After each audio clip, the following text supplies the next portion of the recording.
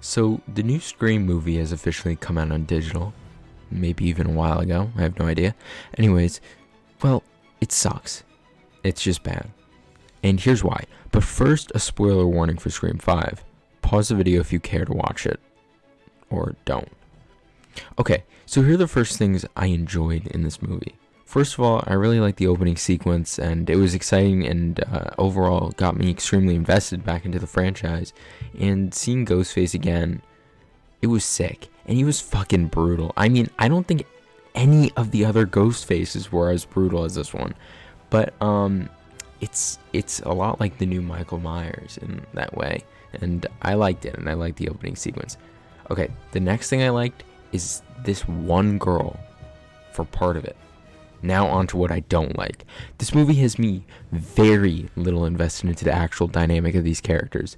They don't have a lot of charm to them and feel like filler. In fact, I can't tell you any of these characters' names. I think one is Samantha, but I have to fact check that. I do not care about any of them, and in fact, the ones that aren't just blatant ripoffs of the original cast are absolutely void of personality and any bit of charisma and charm whatsoever. I think one of the dumbest things in this movie is the fact that the Dylan DeMitney, whatever his fucking name is, character is so useless except for star power. And his mom, who was like the sheriff in the previous movie, I forgot that though, they both die. And it doesn't have a lot of meaning except for the tagline for Wes, which I understand is for Wes Craven, but it gets a little confusing in it, and it's nice except it's delivered very weirdly. Another thing I was a little what the fuck on was the whole Billy hallucination, like the I'm off the antipsychotic thing with the older sister, like fucking Joker in Arkham Knight. Like, don't get me wrong, it's extremely enjoyable to see Skeet back in the role of Billy, but it's weird, and even with the weird CGI, like, de-aging thing, it's, like, wasted fan service, but I'll explain more on that in a second. Now, the two killers at the end are the exact archetypes of fucking Stu and Billy, except for the fact that they didn't meet online, and the motivation for the whole thing is extremely bland. And the fact that they're lovers does resonate with me because it seems to fulfill the past with, you know, Stu and Billy being a gay couple. Anyways, another huge grievance I have in this movie is the absolute disgrace they do to Dewey, who is basically killed for no fucking reason. He dies in the stupidest way.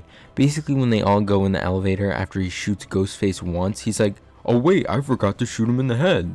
Like, just fucking go. It's not that important. Don't be this illogical in a horror movie.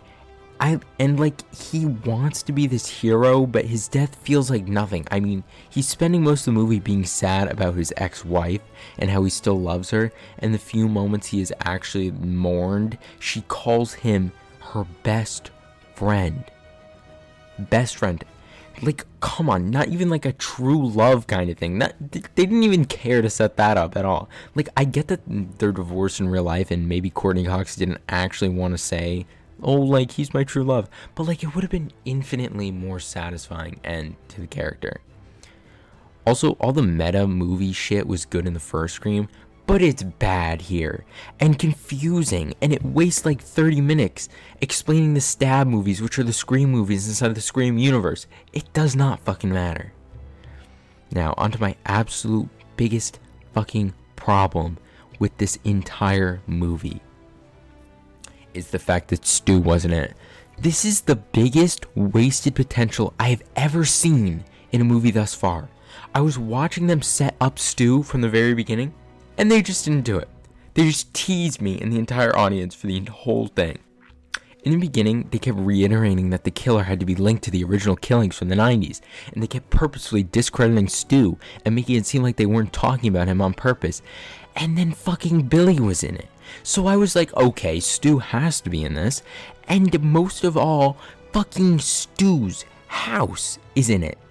And the excuse was that it was just sold and bought by the girl's parents, and that just so happened to be another Scream killer. Like, come on. And the best part is that instead of having a whole motivation where Stu is like alive and this is like his kid or something, it's retconned that fucking Billy got a woman pregnant, and now that daughter is the main protagonist. What the fuck is happening? The writer said they wanted to include Stu into it, but they didn't have enough time. You can gladly cut out major parts of this movie, and I would not have a problem. Not like you gave a lot of scenes that really even built any character development. Like, come on. This would have been an ultimate fan service, and with Billy and Stu coming back, it would have been a great closure to the original, Scream series, since they're planning on continuing it with the new cast. It would have closed the door on it. But they just didn't fucking do it. And it was ridiculous. Like, where is the Stu love? While this movie is insanely flawed, it isn't the absolute worst. I will say this is a better movie than Scream 3, but Scream 3 is way funnier, and I prefer to watch them. This movie is a good 4 out of 10, and I'm hoping if they plan on continuing it, the sequel will be stronger. Thanks for watching. I'm Jade West. See you next time.